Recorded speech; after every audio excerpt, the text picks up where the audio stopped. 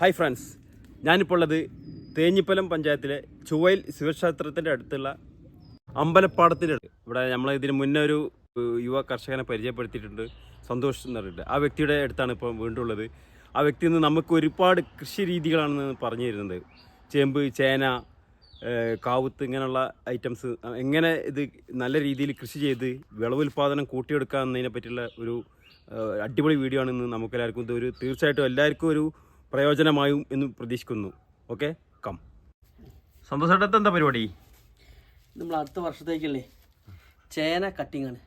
ചേന വിത്തെടുത്ത് വെക്കാണ് ഇതിൽ ചേനൻ്റെ. അപ്പോൾ ഈ മണ്ണൊക്കെ പോക്കിയിട്ടേ ഈ ചെറിയ വിത്തുകളൊക്കെ വിത്തിന് റെഡിയാക്കി വെക്കണ പരിപാടിയാണ്. അപ്പോൾ ഈ ഇതൊക്കെ പോക്കിയിട്ട് ഇതൊക്കെ പോക്കണം. അല്ല അതിൻ്റെ മുകളിൽ നിന്ന് മുള വന്നോളൂ.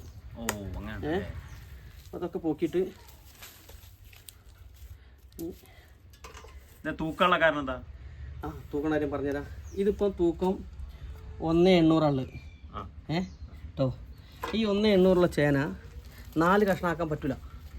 4 കഷ്ണമാക്കി കഴിഞ്ഞാൽ അത് അത്രയും ചെറിയ ഇതായി. ശരിക്കും 1 കിലോ ഉള്ള ചേന വെച്ചാലേ അടുത്ത പിറ്റത്തെ വർഷം ഇതുണ്ടോ കട്ടിങ് ഉണ്ടോ, അതിൻ്റെ മുളേനെ നമ്മൾ ഇങ്ങനെ മുറിക്കും. ഇത് 1 കിലോ വെച്ചാൽ 4 കിലോ ഉണ്ടാവും എന്നാണ് ഇതിൻ്റെ കണക്ക്. കണ്ടോ, ഇതാണ് ഇത് മുറിക്കുന്നത്, കണ്ടില്ലേ? ഇതിങ്ങനെ കൗത്തി വെക്കുക. കണ്ടോ, അതിൻ്റെ ഈ ചെറിയ ഭാഗങ്ങളൊക്കെ ഇതൊക്കെ ഒഴിവാക്കണം.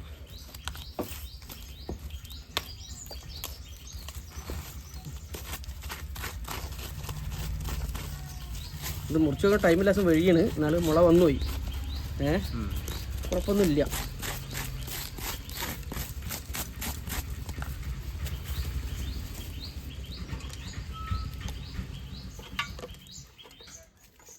ഇതിപ്പോൾ 3,400 ഉണ്ട്. അപ്പം നമുക്ക് എന്താ വെച്ചാൽ 4 കഷ്ണമാക്കി മുറിക്കുകയാണ് വേണ്ടത്. മുറിക്കുക 4 കിലോ ഉണ്ടെങ്കിലാണ് നല്ല. അപ്പം എന്നാലും നമുക്ക് ഇതുണ്ടോ,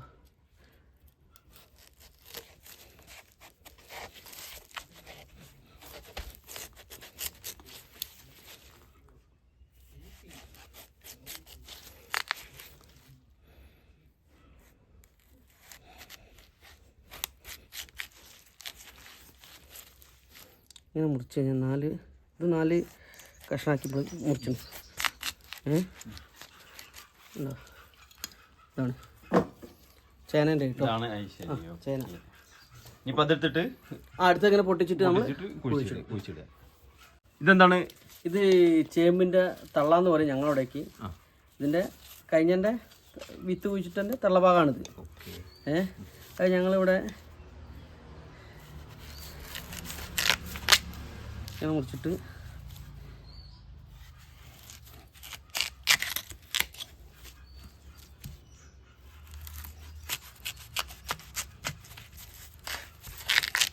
ഇങ്ങനെ മുറിക്കും. ഇത് കുഴിച്ചേണ്ട ഒരു രീതിയുണ്ട്. ഇതൊരിക്കലും ഇങ്ങനെ വെക്കരുത്, കൗത്തി വെക്കരുത്. ഇതിങ്ങനെ വെക്കണം മണ്ണിൽ. എന്നാലാണത് എന്നാലേ ഇതിൻ്റെ എന്തുണ്ടാവുള്ളൂ. ഇവിടെ നിന്നൊക്കെ മുള വന്ന് ഇതിൻ്റെ വേര് ഇങ്ങനെ പോടും. ഞാൻ പണ്ട് ഇങ്ങനെ വെച്ചിരുന്നത്, എനിക്ക് കിഴങ്ങ് കുറവായിരുന്നു. ഞാൻ ഇപ്പോൾ വെക്കൽ ഇങ്ങനെയാണ്. നല്ല കിഴങ്ങുണ്ട്. ഇങ്ങനെ വെക്കണം. ഇത് ഇങ്ങനെ വെച്ചാലേ ഉണ്ടാവുള്ളൂ. ഇതൊരിക്കലും കൗത്തി വെക്കരുത്, മണ്ണിൽ കൗത്തി വെക്കുക ചെയ്യരുത്. എന്താ വെച്ചാൽ കൗത്തി വെച്ചാൽ ഇവിടെ നിന്ന് വേര് പൊട്ടി വരുമ്പോൾ ടൈം പിടിക്കും. കഴിഞ്ഞാൽ വിത്തിൻ്റെ ഒരുപാട് പ്രശ്നമുണ്ട്. ഇതിങ്ങനെ വെച്ചാൽ നല്ല വിത്തുണ്ടാവും ചെയ്യും, നല്ല കാര്യങ്ങളുണ്ടാവും. പിന്നെ ഇതിൻ്റെ വിത്താണ്. ഈ വിത്ത് ഞങ്ങൾക്ക് നടാൻ വേണ്ടിയിട്ട് ഞങ്ങൾ അതിന് തേഞ്ഞ് വെച്ചതാണ്. അപ്പോൾ ഈ വിത്ത് ഇപ്പം ഇന്നത്തെ വില 68 രൂപ, അല്ല 65 രൂപയാണ് ഇന്ന് മാർക്കറ്റിൽ വില, ഏത് ചേമ്പിന്. അപ്പോൾ നമ്മൾ ഈ തള്ള ഒഴിവാക്കുമ്പോൾ തള്ളയാണ് വെക്കാൻ നല്ലത്. വിത്ത് വെക്കും ചെയ്യാം. പക്ഷെ ഞാനത് വിത്ത് കുറച്ച് എടുത്ത് വെച്ചതാണ്. അതിൽ നല്ല ഉരുണ്ട വിത്ത് കണ്ടപ്പോഴേ നല്ല ഇങ്ങനെയുള്ള ഉരുണ്ട വിത്താണ് ഇതിന് നമ്മൾ വിത്തിന് ഉപയോഗിക്കുക. ഇത് മതി, ഈ ചെറുത് മതി.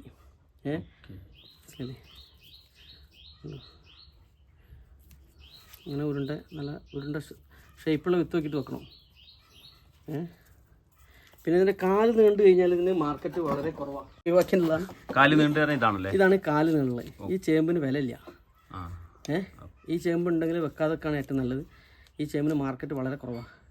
ഇതിന് 60 ആണെങ്കിൽ ഇതിന് 30 കൂടി കിട്ടില്ല. ഇത് എടുക്കാൻ ഒരാളുണ്ടാവില്ല.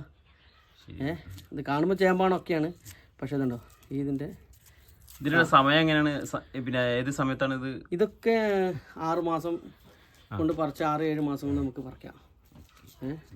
മധുരക്കിഴങ്ങ് 3-ാമത്തെ മാസം പറിക്കാമല്ലോ, അത്രയും വലുപ്പത്തിലല്ലേ. പക്ഷേ അത് എന്താ വെച്ചാൽ കുഴിച്ചിട്ട് പോന്നാൽ പോരട്ടോ, അതിന് ചോട്ടെടുക്കേണ്ട പണികൾ എടുത്തുകൊണ്ടേക്കണം. പിന്നെ പറഞ്ഞാൽ ഈ ചേമ്പ് കുഴിച്ചിട്ട് കഴിഞ്ഞാലേ, ചേമ്പ് ചിലവർക്ക് വിത്തില്ല എന്ന് പറയുന്ന കാരണം എന്താ വെച്ചാൽ ഇത് പട്ടാളിച്ച് നിൽക്കൂലേ വലിയ ഇലയിട്ട്.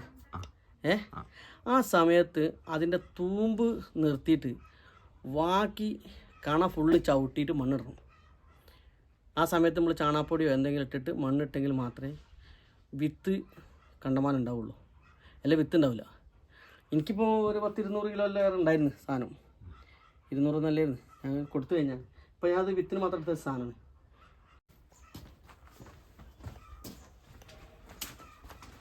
പിന്നെ നിങ്ങൾ ആദ്യം ചെയ്താൽ മതി അങ്ങോട്ടും ഇങ്ങോട്ടൊക്കെ.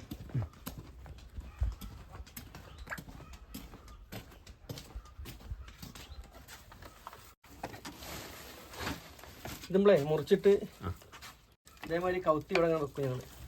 നനയും ചെയ്യരുത്, ഇതാകരുത്, തണുപ്പ് പറ്റാതെ ഇങ്ങനെ വെക്കണം. തണുപ്പറ്റി പെട്ടെന്ന് മുളന്നാളോ. അപ്പം ഞങ്ങൾ എപ്പോഴാണ്? ഇതാ 1 മാസം കഴിഞ്ഞാൽ കുഴിച്ചിടും. ഞങ്ങളെ കണ്ടാണ് അവിടെ റെഡിയാക്കി കൊണ്ടിരിക്കുന്നത് പണിക്കാർ. ചേമ്പ് അതേമാതിരി കണ്ടോ, നമുക്ക് ഇവിടെയാണ്. ഇതിൽ നമ്മളിങ്ങനെ വെച്ചിരിക്കുകയാണ്. കണ്ടോ ഇതിനുള്ളിലൊക്കെ ഉണ്ട് ചേമ്പുണ്ടോ, അവിടെ ഇതിനുള്ളിലൊക്കെ ഉണ്ട്. കണ്ടോ വെള്ളം മുറിക്കാൻ വേണ്ടിയിട്ട് വെച്ചാൽ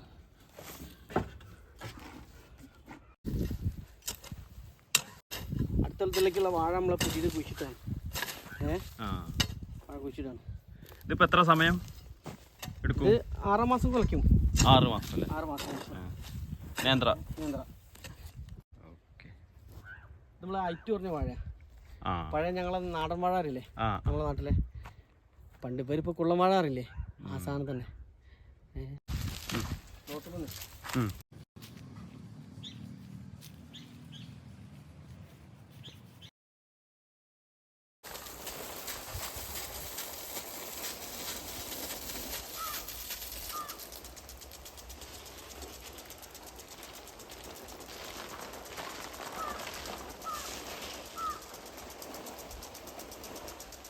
ഇത് എത്ര വാഴ ഉണ്ട്? ഇതൊരു 150-200 അടുത്ത് ഉണ്ടാവുന്നതായിരിക്കും. 150 ഉണ്ടാവുമായിരിക്കും. ഇപ്പോൾ ഏകദേശം എത്ര സമയം എടുക്കും ഇപ്പോൾ വെട്ടാൻ? ഇത് ഓണത്തിലേക്ക് വെട്ടാള.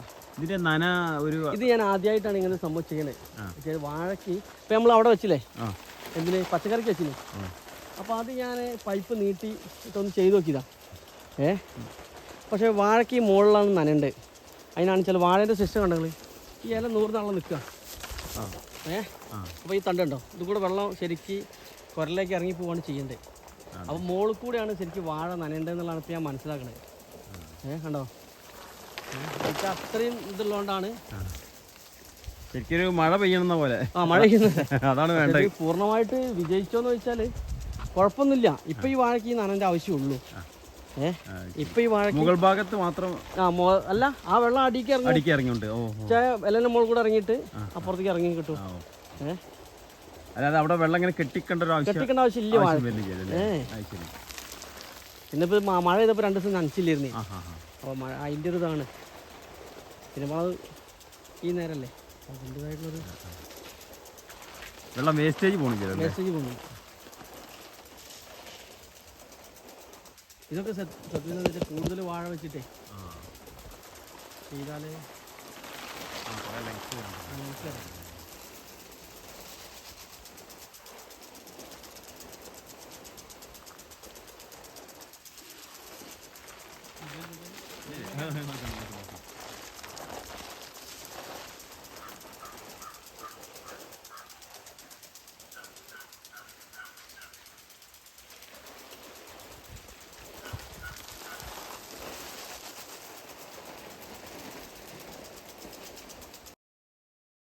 ഇതെന്താ അങ്ങനെ ഉണക്കി സംഭവം? ഇത് ചീരയാണ്. നമ്മളന്ന് കണ്ടില്ലേ, അന്ന് നിങ്ങൾ വരുമ്പോൾ ചെറിയ ചീരയാണ്. കഴിഞ്ഞ നമ്മൾ എടുത്ത വീഡിയോ എടുത്ത ചെറിയ. ഇനി നമ്മൾ ഈ വിത്ത് തന്നെ നമ്മൾ വിത്ത് പാവേണ്ട ആവശ്യമില്ല. ഇത് ഫുള്ള് വിത്താ. ഇതാണ് ഇപ്പോൾ മഴ ചെയ്താൽ ഇതാണ്ട് മുളയ്ക്കൽ തുടങ്ങും. നമ്മൾ ചെറിയൊരു പണിയെടുത്ത് കഴിഞ്ഞാൽ ആ പൈസ നമുക്ക് ഭയങ്കര മെച്ചത്തിൽ കൊടുക്കും. വിത്ത് പോകേണ്ട ആവശ്യമില്ല. ഇതെന്നോടെ മുളച്ചോളും ചീര. വേറെ ഒന്നും പ്രത്യേകിച്ച് ഒന്നും ചെയ്യണ്ട. ഇതൊന്ന് കൊത്തു എന്തായാലും കൊത്തിക്കൊണ്ട് കണ്ടു വരി കാണിക്കാം.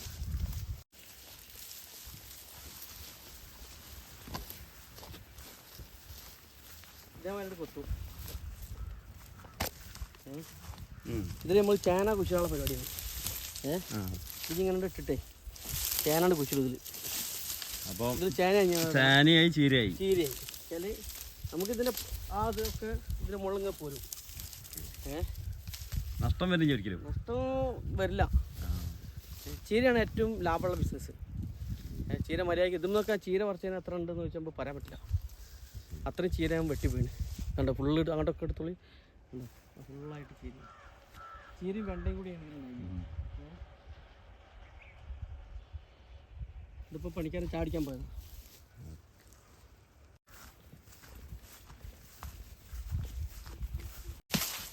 ഇത് ചിരങ്ങയാണ് വിത്ത്.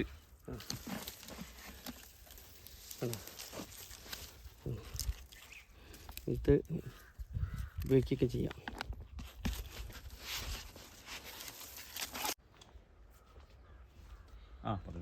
ഇത് വഴുതനയാണ്. വഴുതന നല്ല ലാഭമുള്ള പരിപാടിയാണ്. എന്താ വെച്ചാൽ കായ എല്ലാം ഉണ്ടാവും. ഇത് ഏട്ടൻ ചെയ്യുന്ന പരിപാടിയാണ്. ഏട്ടൻ്റെ കൃഷിയാണ്. ഉണ്ടോ വഴുതന വലിപ്പം ഉണ്ടല്ലോ. ഇത് ഒന്ന് പറിച്ചാണ്. അതിന് മുളകുണ്ടോ. മുളകൊക്കെ നമ്മളിവിടെ ഇഷ്ടം പോലെ ഉണ്ടാവും. പക്ഷെ നമുക്ക് ഇത് പറയൂല വെപ്പില്ല. മുളക് ഉണ്ടോ ഇഷ്ടം പോലെ ഉണ്ടാവും. പക്ഷെ നമുക്ക് പറയൂലേ. പറിച്ചാകുമ്പോഴേക്കും നമുക്ക് പണിയാണ്. വഴുതനയിലേക്ക് എന്താ ആരും വരാത്ത ഒരു എന്താ തമിഴ്നാട്ടിൽ നിന്ന് ഇഷ്ടംപോലെ വരുന്നോണ്ടാണോ? അല്ല, വഴുതന നല്ല ലാഭമുള്ള കൃഷിയാണ്. പക്ഷെ നല്ല ഇത് കിട്ടണം ടൈം. ഇപ്പം ഞങ്ങൾക്കൊക്കെ വാഴ വെക്കണ സ്ഥലമല്ലേ ഉള്ളൂ. പിന്നെ വാഴ ആയി കഴിഞ്ഞാൽ അതിൻ്റെ ഇലേൻ്റെ കൊണ്ട് കായ കുറയും. ഇതേമാതിരി നല്ല വെയിലുള്ള സ്ഥലത്തായിരിക്കണം വഴുതനയ്ക്ക്. ടൈം എങ്ങനെയാണ് ഇതിൻ്റെ? ഒക്കെ 3 മാസം കൊണ്ട് കഴിക്കും. പിന്നെ ഇതിൽ നല്ല നോക്കി കഴിഞ്ഞാൽ ഇത് ഒരുപാട് കാലം നിൽക്കും. പിന്നെ ഒരാളിനോട് പറഞ്ഞ് കൊമ്പ് കുഴിച്ചിട്ടുണ്ടാവും എന്നൊക്കെ പറഞ്ഞു. പക്ഷെ ഞാനത് നോക്കിയില്ല.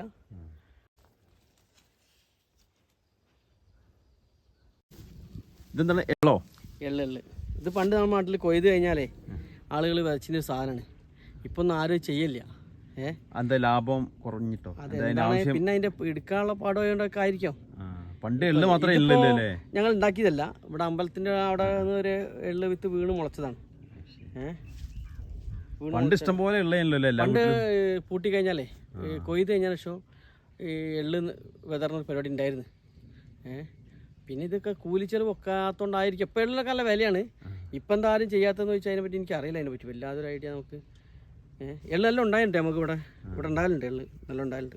ഇത് നോക്കിയാണീ ഫുള്ള് കായല്ലേ. ഉണ്ടോ കണ്ടോ ഫുള്ള് കായ.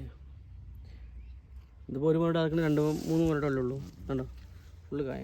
കണ്ടോ ഇത്രയും കായ ഇതിന് മുകളിലുണ്ട്. ഇതിന് വിത്ത് കിട്ടാൻ ബുദ്ധിമുട്ട് അങ്ങനെ എന്തെയുണ്ടോ? വിത്ത് കിട്ടാൻ ബുദ്ധിമുട്ട് തന്നെ ആയിരിക്കാനാ സാധ്യത. എള്ള് വിത്ത് ഇവിടെ എവിടെയോ ഒരു സ്ഥലത്താണ് ഉള്ളത്. അന്ന് ഞാൻ ഒരാൾ ചോദിച്ചു. ഭയങ്കര വിലയാണ്. കിലോ 1000-1000. ഇതെന്താ സംഭവം? ഇതെന്താ പാക്കറ്റാ? ഇത് നമ്മൾ വളം തന്നെയാണെങ്കിലും വളം സ്പ്രേ ചെയ്യണ സാധനമാണിത്.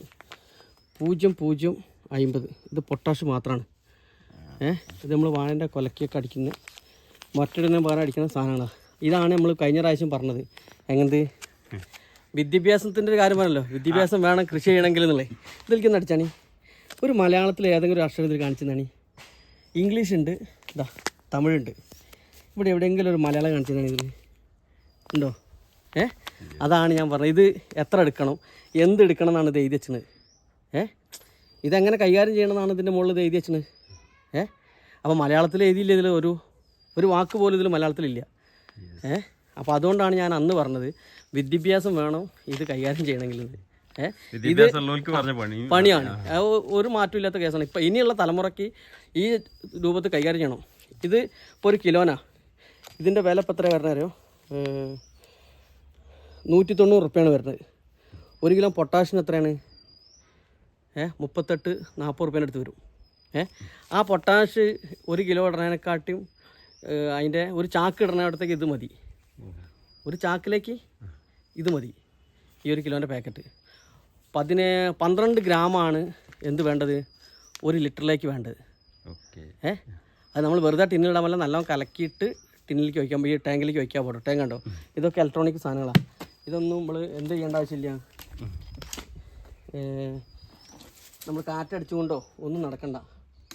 ഇത് ഓണാക്കി കഴിഞ്ഞാൽ പുറത്തിട്ടാൽ സുഖസുന്ദരമായിട്ട് നമുക്ക് കണ്ടോ എത്ര ദൂരത്തേക്ക് നമുക്ക് വാഴേൻ്റെ കൊലമിലേക്കോ എവിടേക്ക് വേണമെങ്കിലും നമുക്ക് അടിച്ചു കൊടുക്കാം, സ്പ്രേ ചെയ്ത് കൊടുക്കാം. ഉണ്ടോ, എവിടേക്ക് വേണമെങ്കിലും. ഉണ്ടോ, ആണ് മുസമ്പി ആട്ടത്.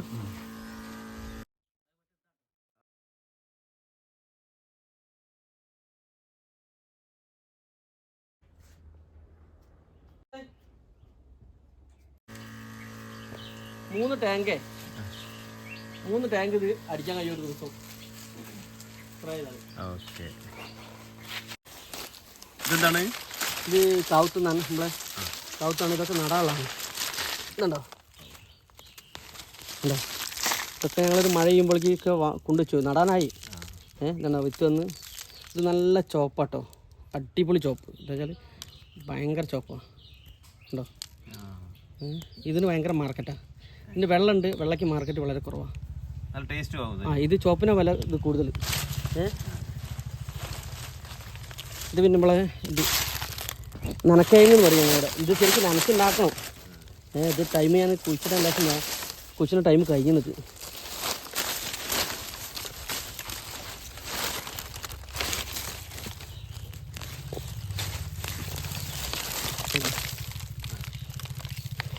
നനക്കേങ്ങ് ഇതൊക്കെ ഞങ്ങൾ കുഴിച്ചിടാൻ പോവാണ്.